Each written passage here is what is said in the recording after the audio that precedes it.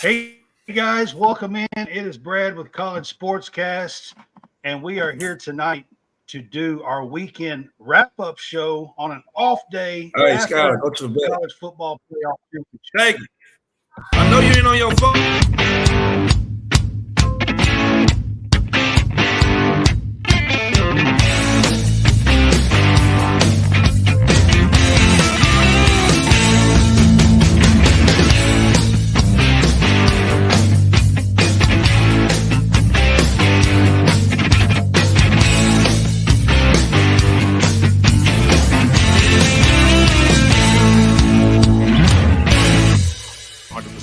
We executed. I heard a fan offer free Dippin' Dots if I blew it. Wanted to have some fun, execute. I had bombs. Stay as a team, execute, give 100%. Dippin' Dots sound good. All right, guys, welcome back. It is Brad with College SportsCast. I got somebody on with me that hadn't been on all season long. What's up, Jason Harrison? What's going on, man? Man, what's going on, man? What's going on, man? Living life. Man, a whole lot of things going on, but I'm just like anybody else. Life be life. Well, man, it's good to have you on. Jason was with us last year. Probably joined us somewhere around the 1st of December, somewhere around there last year, I think, and was on all the way through with me until I completed the baseball season. Like at the end of June, he was on with me. And then he has some kids and playing sports and all kinds of stuff going on in life. So he's just now joining us back. Jason is an ex-Ole Miss point guard. Graduated in 03, is that right? 02. 02. Damn. I was close. You was close. I was close. All right. 02. I'm sorry. I missed it by 1 year. But Jason is ex-Ole Miss point guard, and we are glad to have him back on the show. So, but I just wanted to give him his props. Anything you want to promote or anything you want to say or anything, I'll give you the platform. Here you go, man. Well, man, I don't think I have too much to promote. I'm just glad to finally be back. Man, it's been a long journey, man. I moved. Man, I've been doing so much, man. Like you said, been chasing these kids around, and man, it's finally started to slow down. I got my wife walking around here looking at me crazy, like laughing, like making googly eyes at me, trying to get me to laugh because it's funny. Like I got so much going on, and, but it's a pleasure to be back. You know what? I miss talking about all the college football, the Ole Miss. I mean, this is the 1 year I had to really talk about. You did pretty good last year when you come on. Man, pretty good, man. We had a pretty good year, man. Probably gonna have an even better year next year. So yeah, I hate missing talking, but it's my time of the year. And man, look, it's basketball season. It's conference season at that. All the non-conference and early preseason matchups and things like that are out the way. So, man, looking forward to this January, February, March. And so this is going to be a good time.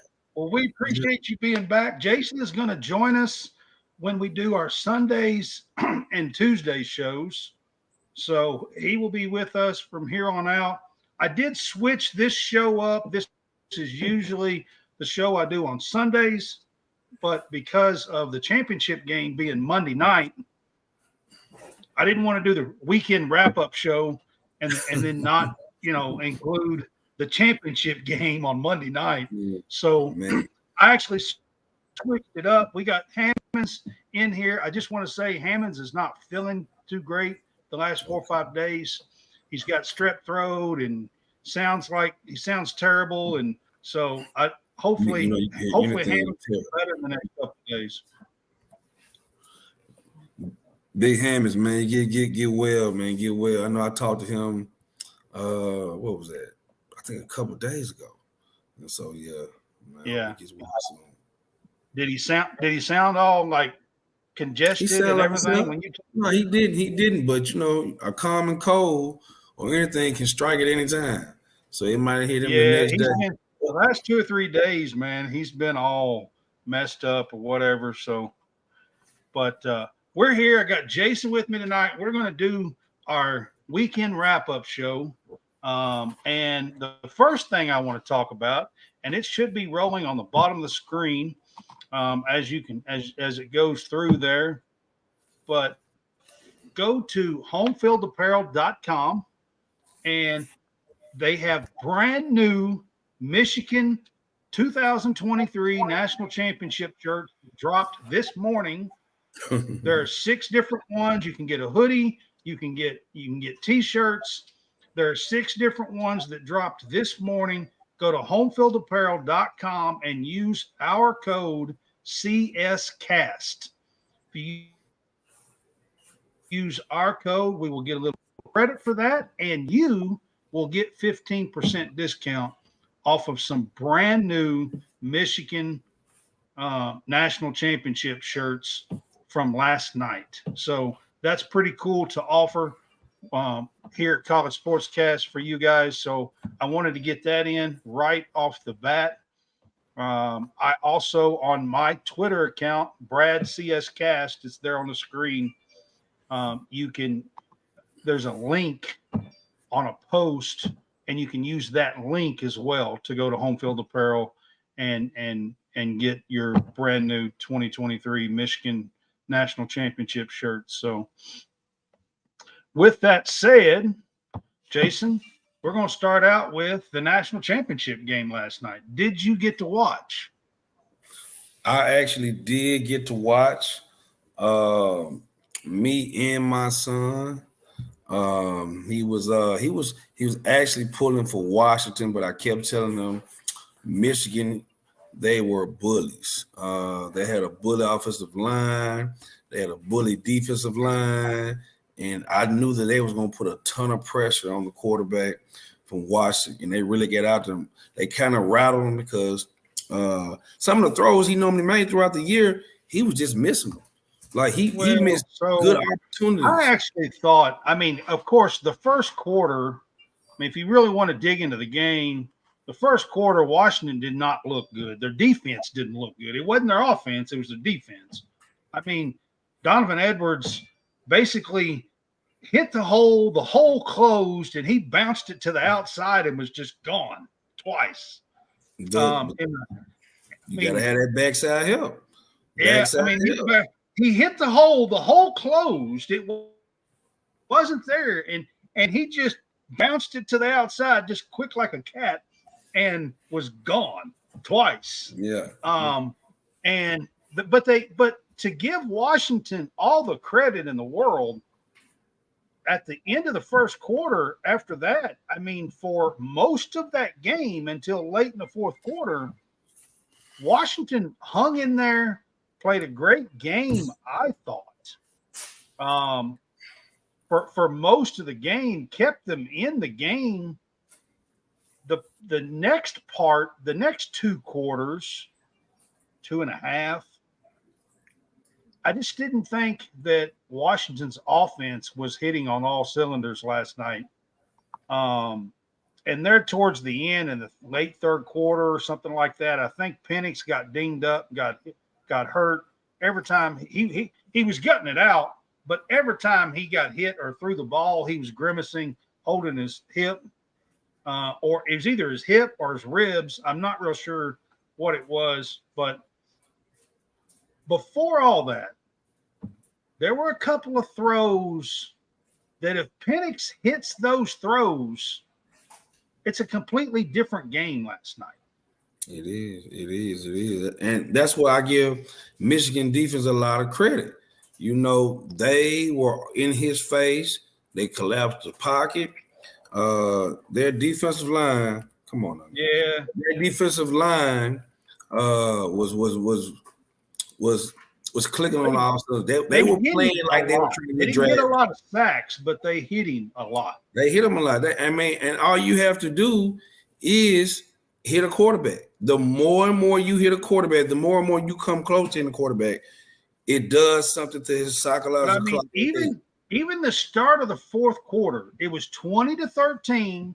Washington had the ball, and there was about 11 minutes to go, something like that in the game. 11:22, I think, when they took over, if I remember right. And Washington hits a play to Odunez down the field, and is going to be in scoring position. All right, and they're only down 7 at that point. And I'm going to have to say, man, there was a really, really bad holding call on that play. Yeah. It was, to me, it was not holding at all. And it was a bad call. And I think that just took all the steam out of, because Washington had gotten close 2 or 3 times before that. Penix had missed a couple of throws. He had Adunez wide open earlier in the game. And, I mean, it was a clear touchdown. And he just overthrew him by a yard. And they had several chances. And when that happened, and they called holding, and they had to go back 5-10 yards, whatever it is, and go behind the sticks and they lost 42 yards on that play. Yeah. That was a big play. That was a big play. And I agree with you. They lost 42 yards on that play. And after that, the game was over. I mean, Michigan scored 2 touchdowns to close the game out. The game looked like, the final score looked way worse than what the game actually was. You're right. You're right about that. If you ask me. You're right. I think the injury to the running back, number 7, is his last name Johnson. Dylan Johnson was hurt all game. Dylan Johnson, I think that really, really hurt, especially having him being a threat out the backfield, blocking him playing all 3 downs. I said, I just think it was very unfortunate, because you want to be playing your best, and you want everybody to be healthy. Because you have to give Michigan credit, okay? I mean, I'm not saying that Michigan played. I mean, it's not just last night either. I mean, Michigan had that kind of a defense all year long. Bullies. That's what I call them. They were bullies. Yeah, I mean, they had that kind of defense all year long. However, I will say this. I thought Washington held up with them really well. And if they hit 2 or 3 of those plays that they normally were hitting, it's a different ball game. I'll say this. That interception at the beginning of the 3rd quarter, when he got hurt, I think that really, really, they lost momentum, because they was coming in from scoring, and then they was receiving the ball in the second half, and then that interception killed the momentum. That hurt. Even though but they still traded field goals with them. They held them to a field goal. I understand it, but just think if you go down and score, and then you give your chance the defense to hold up, and you get the ball back. See, game of inches right there. The defensive back was juggling the ball as it was, and he made the catch. You know what I'm saying? Now you wish the wide receiver just would have got a pass interference call and went from there. Yeah, I mean, you're right. That interception, which was a tip, and he catches it up underneath at the ground. I mean, it was a great play by the Michigan guy to even make that interception. And it was a big play in the game, because Washington had scored to close the first half and cut it to 17-10, and then got the ball first. And if they could have come down and put some points on the board without Michigan scoring, it would have made it a different game as well. So I myself, I was kind of pulling for Washington as well. I had been pulling for Washington. I've been on Washington's side all year. We'd done our game day pick'ems here all year. I had been on pulling for Washington and picking Washington all year. They'd been coming through for me. I stayed with them, even though I said that my heart with what was going on, it was a Pac-12 thing. I felt like, nothing would be greater for the Pac-12 to go out with a Washington win. And the way things fell for the Pac-12, that was part of it as well, for me. But my head said Michigan was probably going to win this game. Yeah. If I was a betting man, I didn't bet it. Yeah, that's what I'm saying. If I was a betting man, I would have bet Michigan. Yeah. I would bet Michigan. Yeah. I agree with you. If I had to put actual money on it, I mean, if it was $5, I might have bet Washington. But well, you could get the FanDuel or whatever side. You buy DraftKings or something. Man, look here. Yeah. That was the easy bet. That was the easy bet.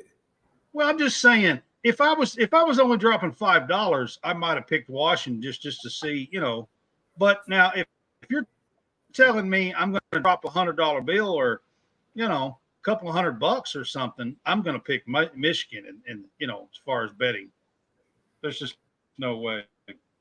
Yeah. I agree with you on that. But they deserved it. They, like I say, the game was close through 3.5 quarters.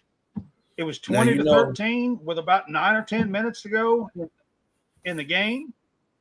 And then, of course, Blake Corum scores 2 late touchdowns. Fitting for him to get his 2 touchdowns after about 130 or 40-yard day to get his 2 touchdowns. That's what he does, is score touchdowns. He's the all-time leader in touchdowns scored for Michigan.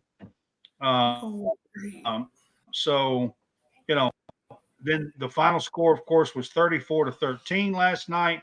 Michigan wins the 2023 national championship game. Now, let me ask you this, Jason. Do you feel that Georgia should have been in this and that they should have had to go through Georgia? Man, I was just about to say that. I would have loved to see Michigan go against that stout Georgia defense.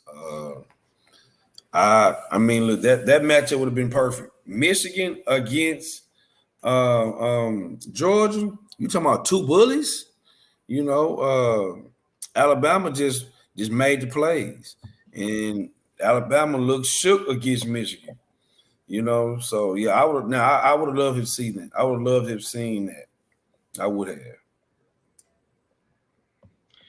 So this was the last time that we will see a 4-team playoff. Last night was the last game for a 4-team playoff that we will ever see.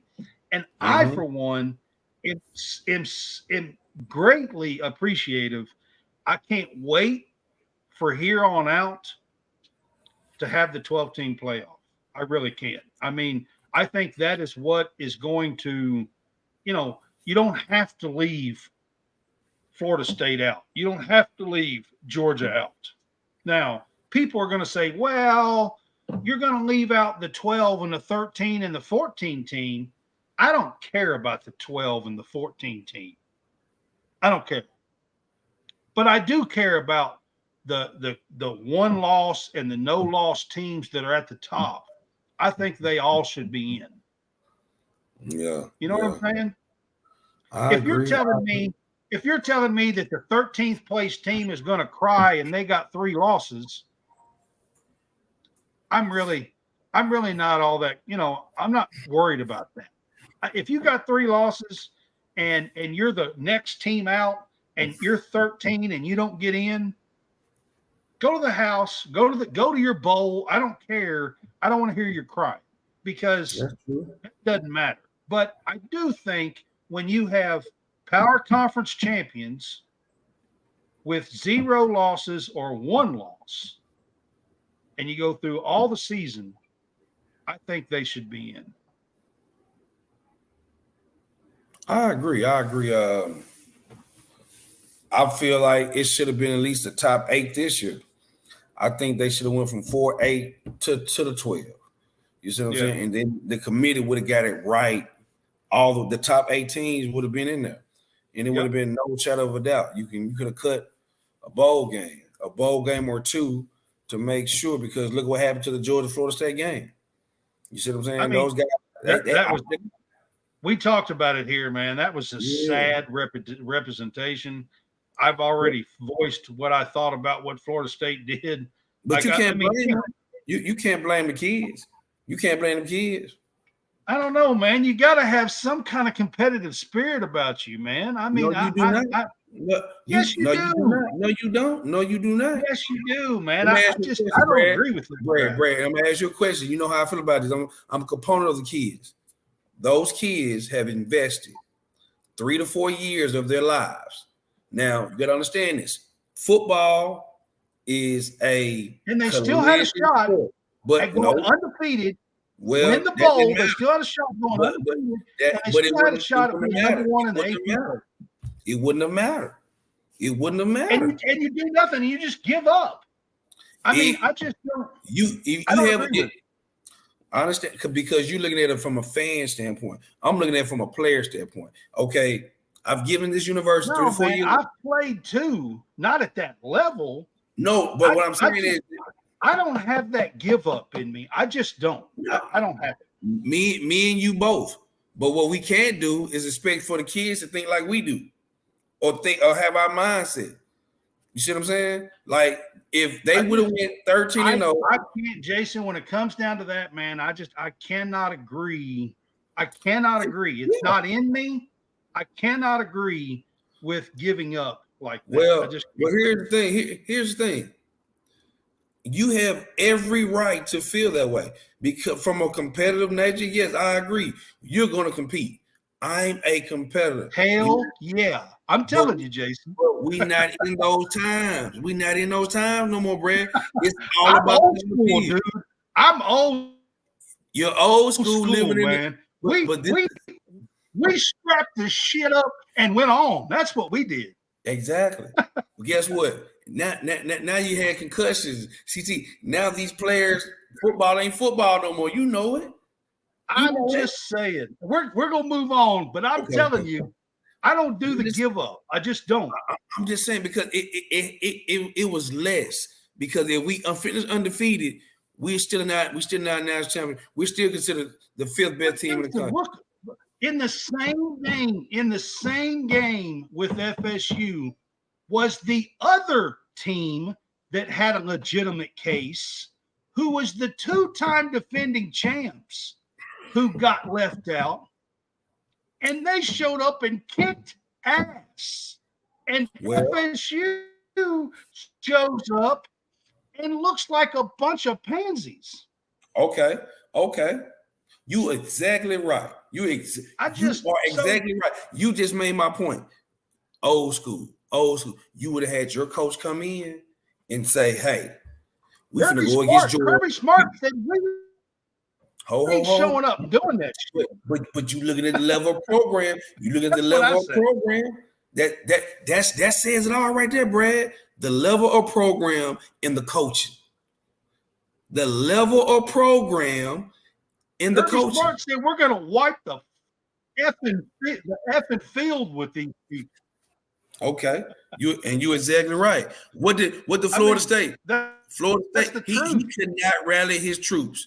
It's the difference between winning and losing and never being there before. They have never been there before.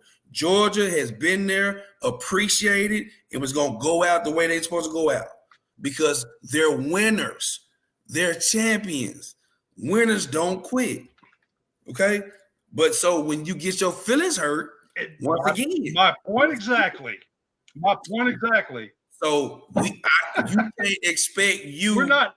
from They're not. teams- We're going to get our. We got our feelings hurt. We got our feelings hurt. That's what FSU was. So see what I'm saying? See that's exactly what I'm saying. You said Kids Georgia got was their winners. feelings hurt. FSU.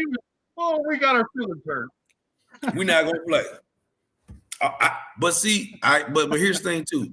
I can't fault That's those what it was. guys. All right. Yeah.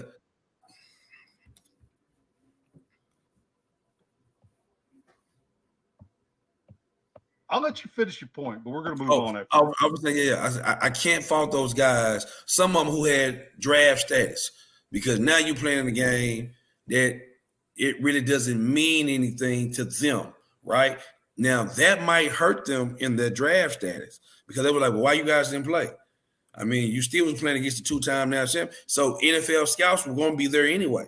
So you still going to get your look.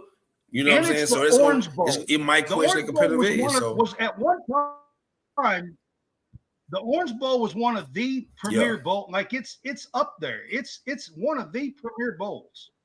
It wasn't like you were playing in the darn, I don't know, Holiday Bowl or something. I mean, you still got to show up and play. Is what I'm. And I understand a few NFL guys. I've said it all season long. I understand a few NFL guys. I understand that. That would have possibly happened anyway. Yeah.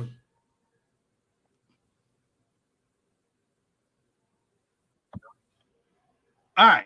We're going to move on. I want to move on to finally gets the big win last night. This year, he won his first and second college football playoff game ever. And finally comes through in the clutch. Like I said, he didn't have to go through Georgia. He did have to beat Saban and Bama, which is not easy as well. I mean, Saban's right there too. So, you can't take nothing away from what Michigan did. And Harbaugh finally gets his win in his 8th year, I think, at Michigan. My question to you, Jason, is Harbaugh coming back or is he going to the NFL? Man, to be honest with you, it's a situation how I feel that he has to come back to college because Brad, if anybody else was in Jim Harbaugh's position of what he went through, they would have been fired. Anybody else, from the Spygate, he had a Spygate situation. Then he had a recruiting violation. He's been hit with serious allegations and have walked away unscathed at all. And still kept his team together. Playing the way they had, too. Yeah. Through all of it. Yeah. You see what I'm saying? But what I'm saying is he has 9 lives. 9 lives. You know what I'm saying? So that's what I'm saying. So with Harbaugh, I really think that he's going to come back because now that you won it, you really are in the driver's seat.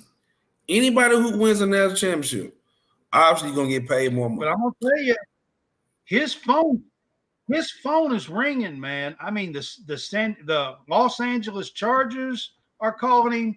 The Washington Commanders, these teams are all changing names, and Commanders are calling him. But here's the one that makes me think he might. The Chicago Bears might call him. He was a Chicago Bear, just like he played at Michigan.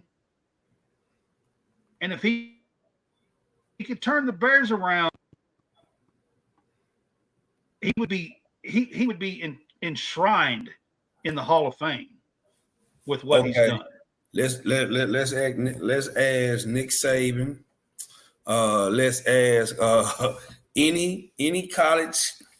Well, now, but wait a second. Harbaugh's been in the NFL. He took the San Francisco 49ers to the Super Bowl already. And he got fired. but he took him to the Super Bowl. And he got fired. I would stay in college. You're right. As long as I He wanted did get fired a couple of years later. You see what I'm saying? And he got fired. See what I'm saying? They love you, then they hate did you. get fired a couple of years later. They love you, then they hate you, then they I'm love not you. saying he didn't. He did. Did a hell of a job. Yeah, Did a hell of a job. Did a hell of a job. In Michigan, he can stay after winning the title last night. He can stay at Michigan for the next 8 years. He can stay within the next 8 years and name his successor and ride off into the sunset. Yeah. Yeah. I mean, why would you want to do that? You're right about that. Absolutely. It's peace of mind. You know, the NFL is ran by players, and college is ran by, the head coaches. Now the players, since the players getting paid now. I mean, you're right. I think he should stay. The only reason why I think he might entertain all this, I feel like that the NCAA is out to get Harbaugh. I think they have been on him about everything, and there's something there, and they are just they're trying every way possible to get Harbaugh, and to knock him down a peg. Now, saying that, him winning the title last night, all of that was going on before Harbaugh won a title. Right, now he's a national championship coach. So I'll tell you, I'm not so sure that they will do that as much now that he's a national championship coach. I can say this then. If he has something to hide, and if he feels that the NCAA is out to get him and might get him, he might leave. Yeah. You know what I'm saying? Yeah. Yeah. Yeah, make Joshua Hart. I believe you. I believe he can. He's won. He can ride to the sunset. But that sun was set in the NFL. You're right on that. I don't see too many people. There's only one person I've known had a job for 17 years without getting fired, but that's two people. That's Mike Tomlin and that's Bill Belichick. Tomlin and Bill Belichick, but Belichick's on the table right now. I don't think they're going to fire him unless they bring if they bring Vrabel back in to be his successor. Then yes, so I'm saying he just needs some help. Yeah, that's all. He just needs some help. Well, I'm just saying, you're right about all that, and you take major chances in the NFL, and one bad season, and you get fired, and that's just how the ball rolls in the NFL. Josh, there is no damn way that I would, if I was him, that I would go to the Raiders. The Raiders are a haven for people who are going to get fired. There's no way. There's no way on this earth, if I was him, that I would go to the Raiders. No way. Well, I have to say that. The Raiders are a good team. I think that they just need things simplified. That's all. Man, yeah, I think the Raiders, they've ate up seven. I bet you 20 coaches in the last 30 years. Well, let's break it down. Let's break it down, though, Brad. Let's break it down, Brad. They've had a bad string of bad luck. Wide receiver, DUI, kill someone. Sorry for Mr. Henry. Then you lose in a probe. Everybody email sent. John Gruden's email I sent and publicized. All right. Now you have Carr. And there's tons of others. I know. Then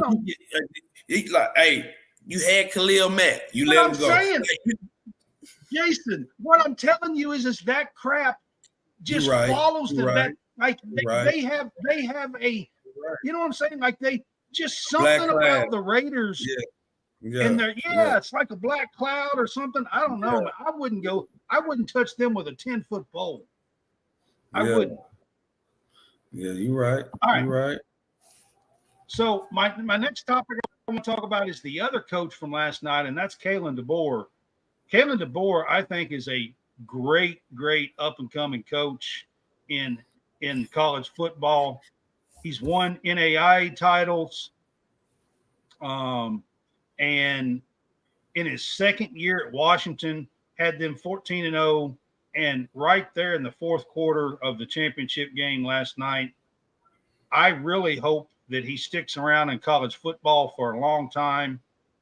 He's fairly young. He's like our age, in his 40s probably, Jason. And I hope he sticks around for a long time. He's actually somebody in the future that I wouldn't mind for this team. Well, that's going to be hard. You know, one thing at some point.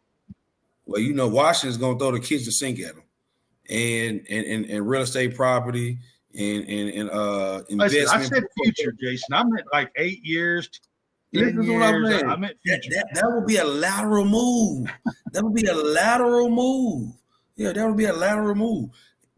I can see him going to the NFL. He's a good coach. He really is. He can always come back and get a college job. He can go scratch that itch and come back. You see what I'm saying? I just like it. Harbaugh's already done that. Yeah, I like it when coaches leave the NFL and come back. I like that. I like that because now the kids actually get the tutelage that they need. Then they get the verbiage that they need. So I'm a big, component of that.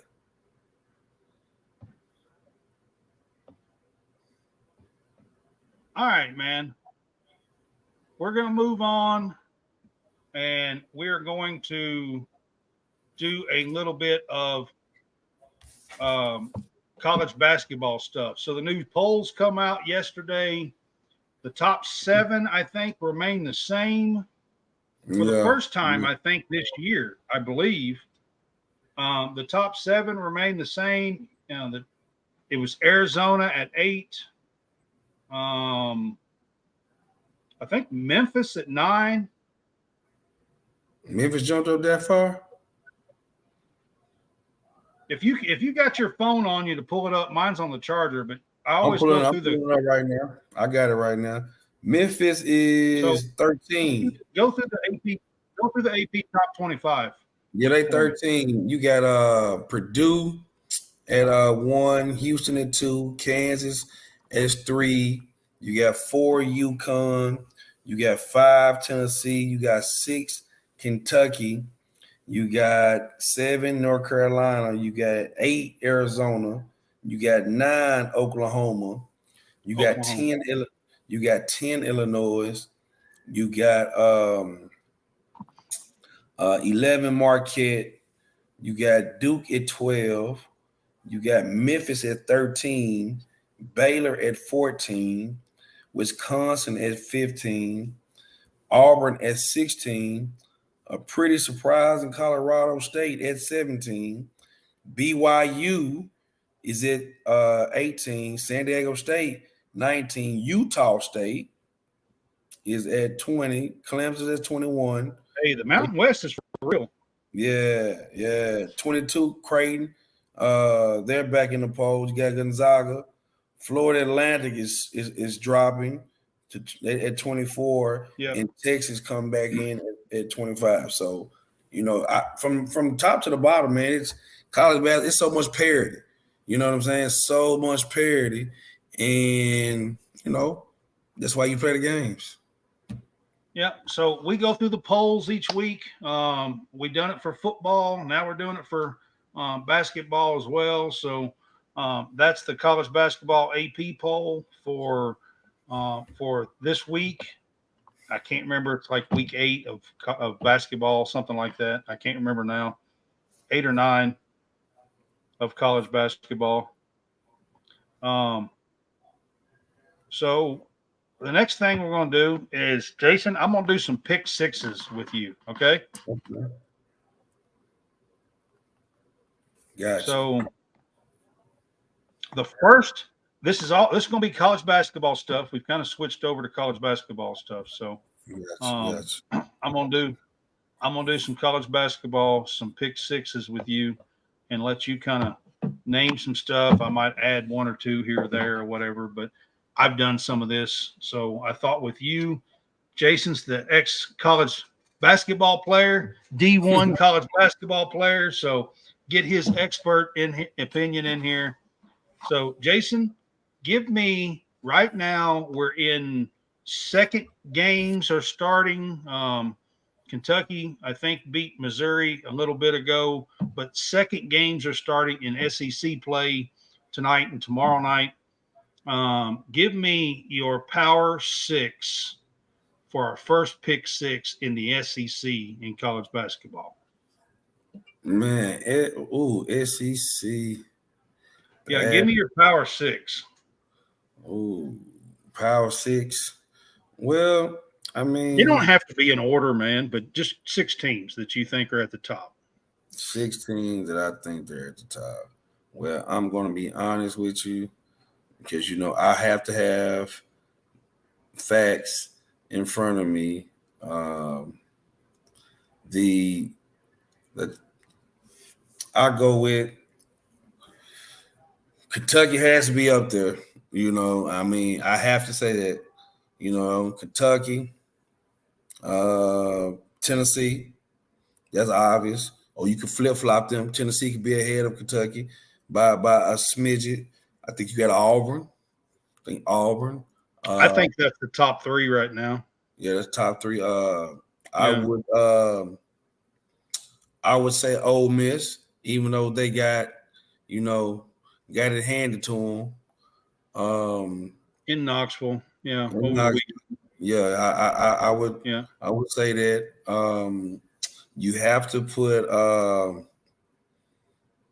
I would say you could either put Georgia or Alabama, or Florida or South Carolina, all in that last 5, 6 right there. So if I was doing it, I would do Tennessee, Kentucky, Auburn, Ole Miss, South Carolina, and I would do Florida. I would do Florida. So I think my top 5 are close. I would have, of course, Kentucky, Tennessee, and Auburn. I think those are the top 3 right now, heading into the meat part of the SEC play. Mm-hmm. I mean, things can change pretty quickly, but I think right now that's the top 3. I would go Alabama and Florida, mm-hmm. and then maybe Ole Miss.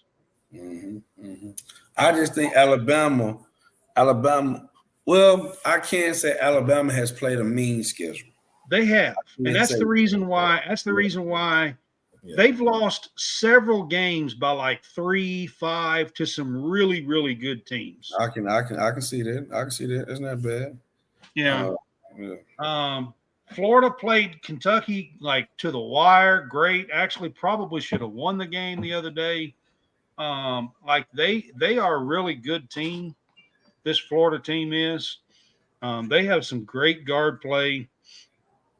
Clayton Jr., they've got some really, really good guard play and got some bigs. I didn't realize, I watched a few SEC games over the weekend and tonight, mm-hmm. and there are so many teams in the SEC that's got like 7'3", 7'5" guys. Like what's going on? I've never seen that many like towering guys in basketball, much less SEC. Like Florida's got a big guy that's like 7'2" or 7'3". Kentucky's got some 7'1", 7. Ole Miss has got Sharp that's a 7'5". Missouri tonight had Vanover that's a 7'5" guy. I mean, where's all this high? Like, Jason, you're a tiny point guard. 7'5" is dwarfing you, man. Well, like you said, hey, 2 feet. That's more than 2 feet taller than me. You see what I'm saying? That's crazy.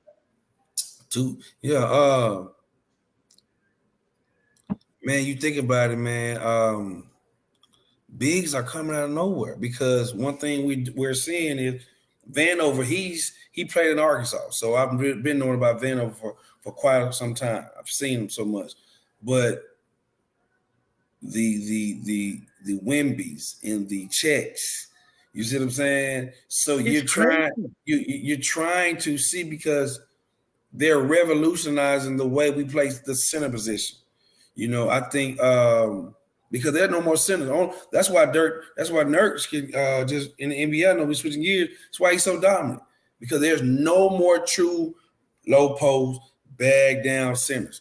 Now the 7-footers you see, they can shoot the ball, or they do in college ball too, but it's not quite as much in college ball as you see in the NBA and in international ball and stuff. But they do step out and shoot through. Vanover shot a couple of threes tonight. That's what he does. He's always shot threes. He was at Arkansas.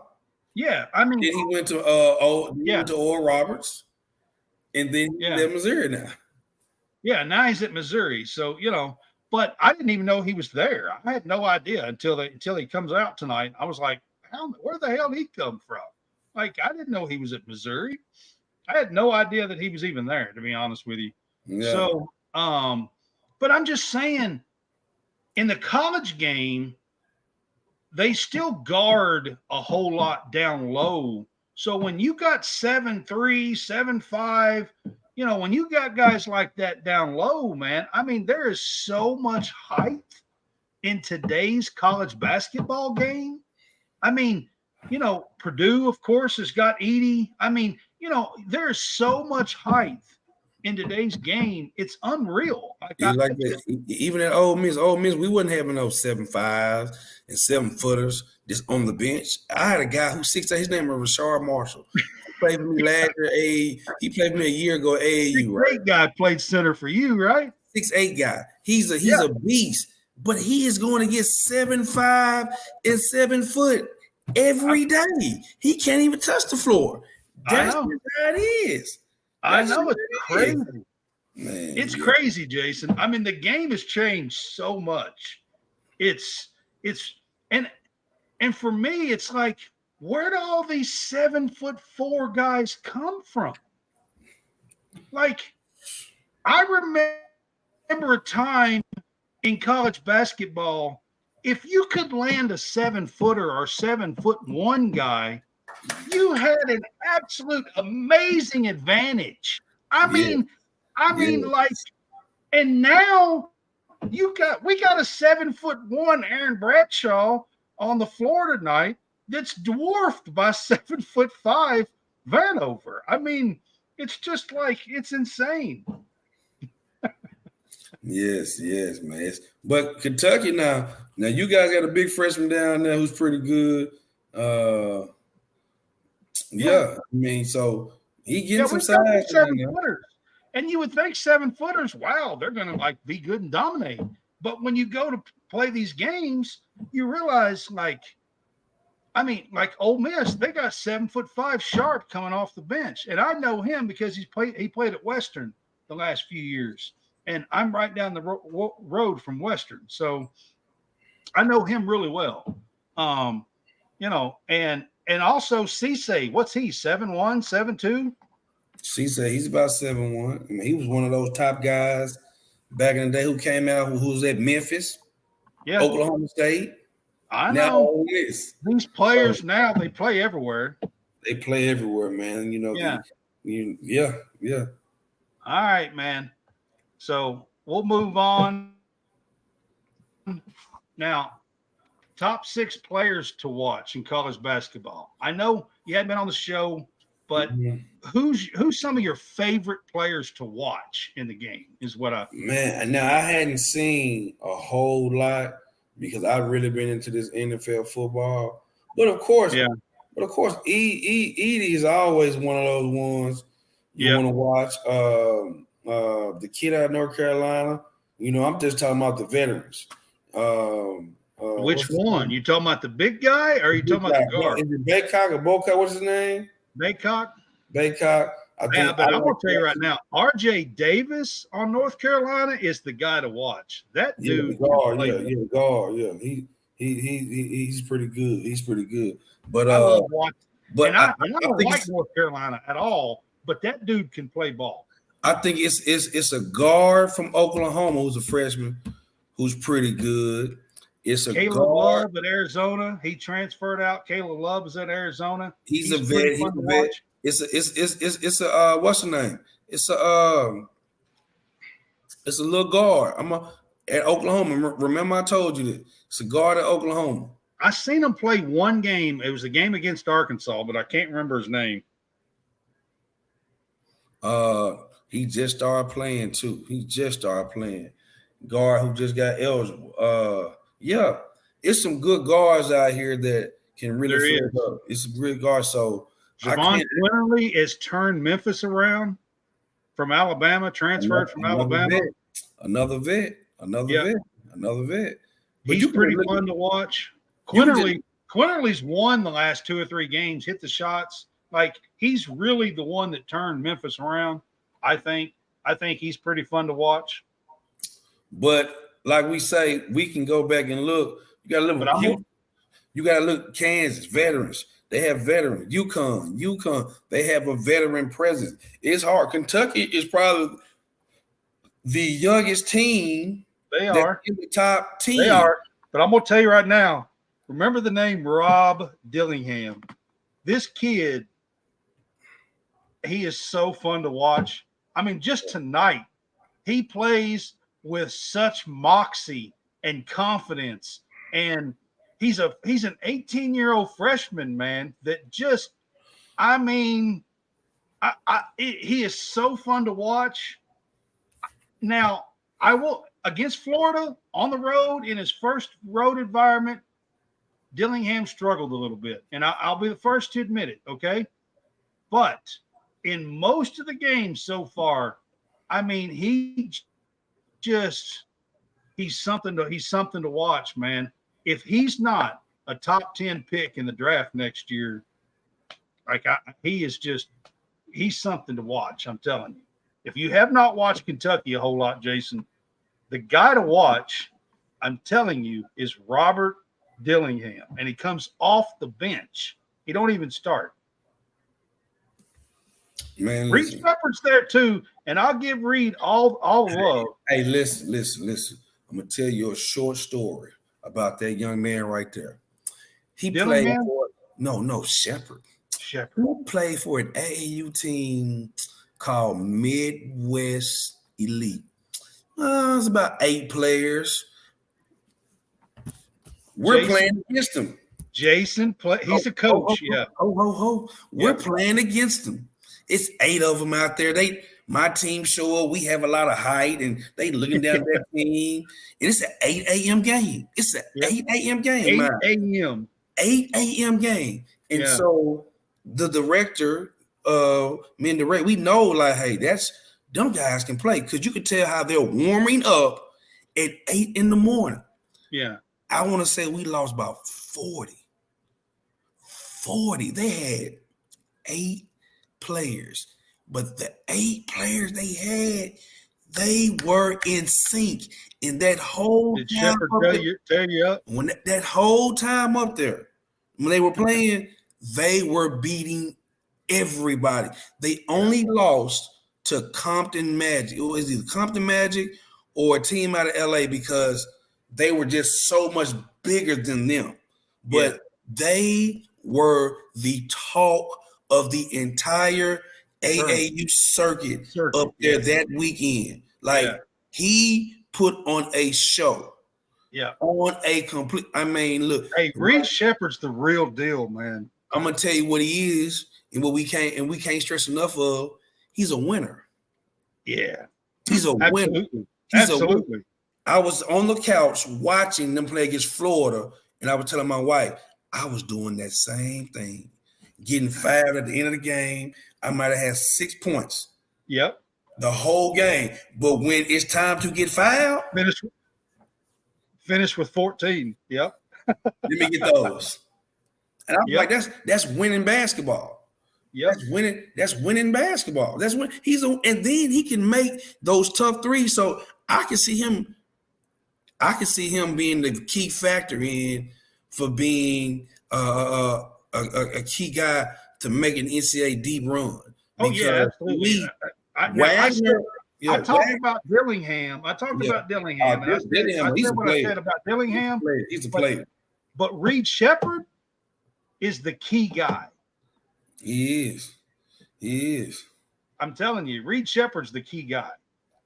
He's the one that's going to make the plays to get them over the top. Yes. Yeah, he is. If they do. I'm saying, if they do. Well, see, here's the thing. Like I know, if your 6 or 7 guy can start on your team, you got some good players. Because he can easily sit Wagner down and start over him. He can easily do that. Oh, yeah. Easily. Absolutely. I'm not sold on Wagner. I think Wagner was used to attacking the rim so much in high school that he used his athleticism, So, yeah. Yeah.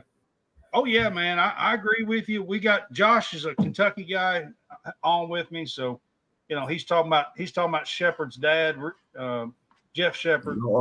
No argument. He's 1,000% right.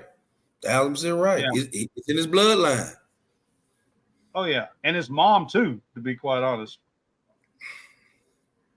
Stacy Reed was a damn good player.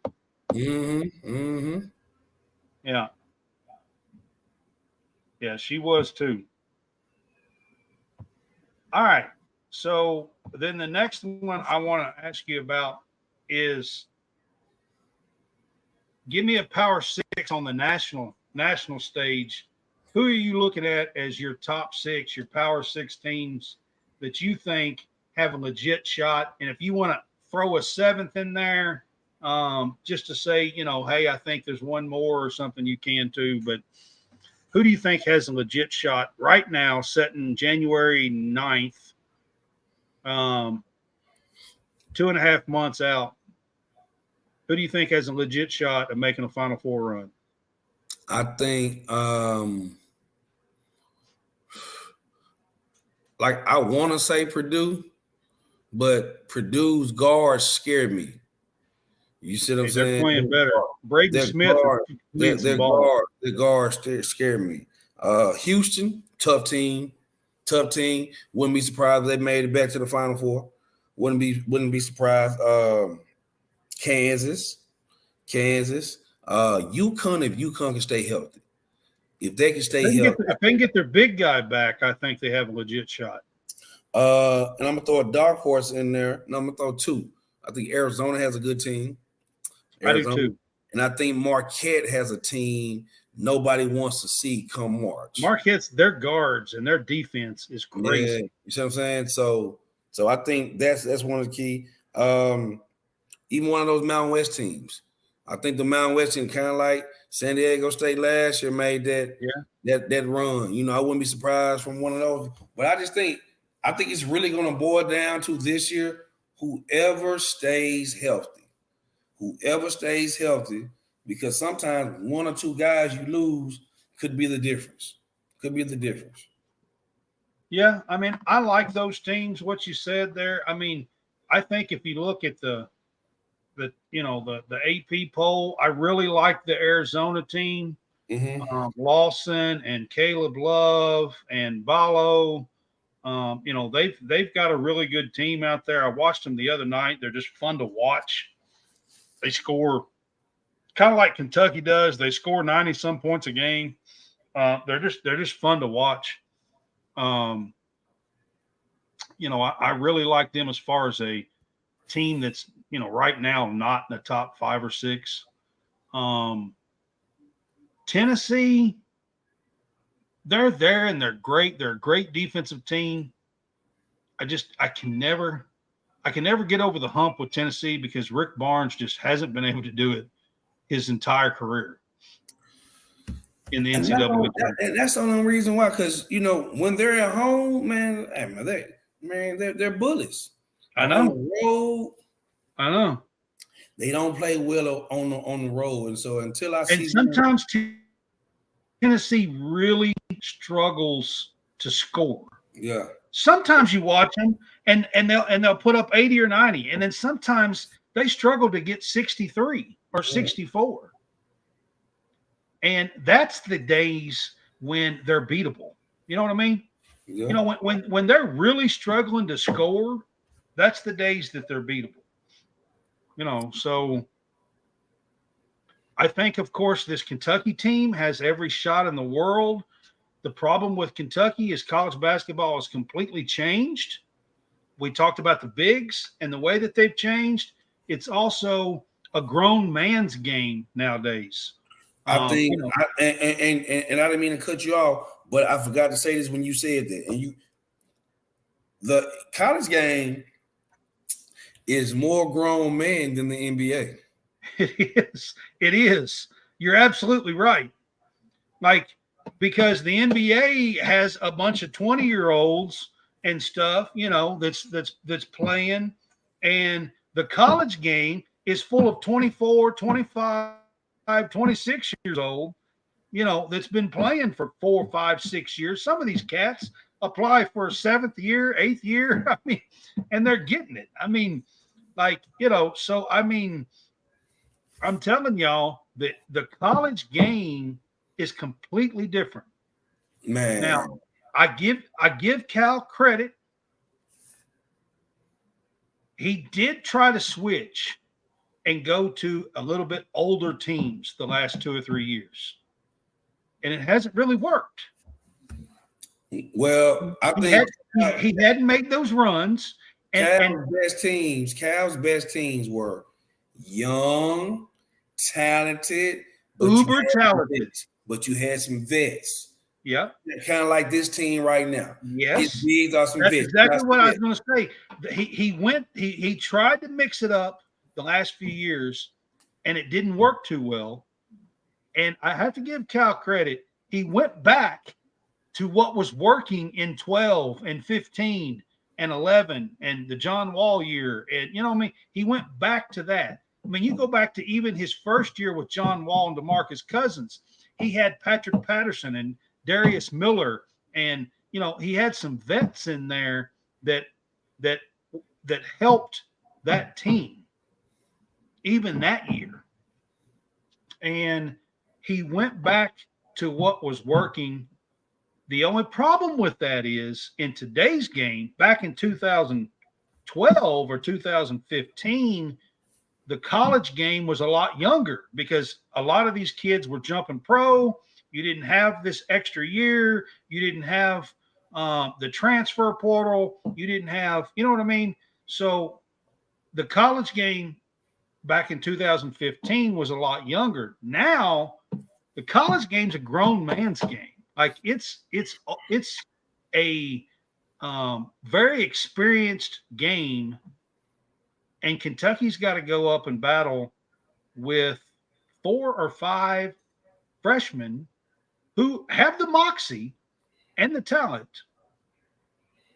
But we'll see how that plays out once tournament time hits. You know That's all, that. you know. You know that now. You know that now. That's whoever gets hot at the end of the year, who's ever playing their best ball. So, like I said, it's a lot. January, February is going to tell a lot. Towards the end of February, you're going to start seeing before this March hits for these conference tournaments. Yeah. Yeah. It's a fun time of year. Jason, I'm glad you are back with me. Like I said, Jason's going to be on with us on Sunday and Tuesday when we do our Sunday and Tuesday shows. From here on out, for at least through basketball season, which will be, 1st of April, something like that. Jason will be with us through basketball season. He's going to be one of our basketball experts. He is, like I said, former D1 player, so it's glad to have Jason on. Not only that, Jason don't talk about it a whole lot, but he's also one of the SEC. What was it? One of the SEC top. I don't know. Some award that I got a long Some time. award that you got, yeah, for being in the top. One of the better SEC players. Okay, so Jason's a humble guy, but I mean, he took Ole Miss to the Sweet 16. And Ole Miss doesn't have a history of making that all the time. And Jason and his teams did. They had some really good teams. So I got to give you some props and give you some credit for what you did. I understand. Yeah, you got to make it look good. You got to make it look good. Yeah. So, but we appreciate you being back with us. Man, appreciate it, man. So I do plan on having a Sunday show this week, and it'll be a weekend wrap-up show, kind of similar to this. But we'll spend it all on basketball because football's over. Gotcha. Yeah. I mean, football's over. So, NFL, you still got NFL going, but I know we college guys. So yeah, NFL. Oh, I'll be watching Sunday because Green Bay's playing Dallas, and I hope they kick their ass. Hey man, that's gonna be one-on-one. That's gonna be one-on-ones. I'm a Green Bay fan, so I hope they kick their ass, and Hammonds would be livid if that happens. Yeah. So we will be back on Sunday. Probably am going to move the Thursday show. So I have a quick announcement I want to make. So I've been through Greenville Sports Media. I have been accredited for a media member for Kentucky women's basketball.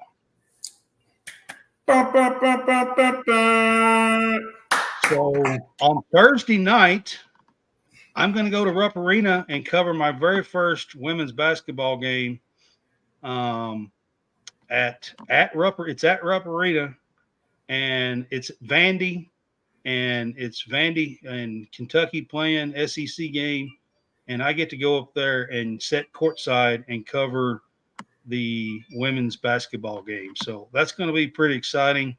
And on Thursday night, I get to do that. I can't wait to go. So I will probably move our game day pick'em show to a Friday night. Man, that ought to be awesome, though. I mean, that ought to be a great experience for you, man. Hey, well deserved. I actually got to go last month covering Furman, and I made a few contacts and worked some stuff out. And now I'm getting to go back to cover actually Kentucky, which is a huge, huge deal for me. I know, Jason, you know how much I'm a Kentucky fan. So, it's a huge deal for me to be able to do that, get my foot in the door. It's Kentucky women's team. It's not football, it's not men's basketball, but it is a very important, big sport. Women's basketball is probably in the top 3 or 4 for collegiate sports. And it's a big deal. So I'm excited about doing that. Man, look, good deal. So, hey, yeah, like you say, big congratulations, man. I know how hard you work. I know how much you put in. And so, hey, not surprised at all. And I bet you'll have quite a few. I was wondering, Josh says that Houston lost tonight. They were down. They were down to Iowa State, but I had to come on. And I didn't. Watch this. Just like Florida Atlantic, they're in a different conference now. They're not running through. It's hard to win in Iowa State. It's hard to fly from Houston to Iowa and deal with that cold weather and come in that arena and So hey, they're in a different. They're in the Big 12 now, and they're in a completely different conference. League. Yep. So Iowa jumped out on them 14-0 to start the game. I'm not surprised, man. I'm not surprised. I said Iowa. Iowa State jumped out on them 14-0. And he says Purdue is down 11.5. So just to give you guys an update on a couple of things, but before we go off, so I appreciate everybody being with us. Please go to homefieldapparel.com. There's over 180 teams that you can pick from. Use our code CSCast. You can pick up any gear that you want for your team, your favorite team. And they got all kinds of stuff, throwback logos, retro mascots, they throwback teams. Throwback teams are like, say, the 96 national championship team for Kentucky, or, some really good teams and stuff like that of the past. And I appreciate you being on. Jason, I will see you on Sunday. All right. All right. And y'all have a good night. Have a good night.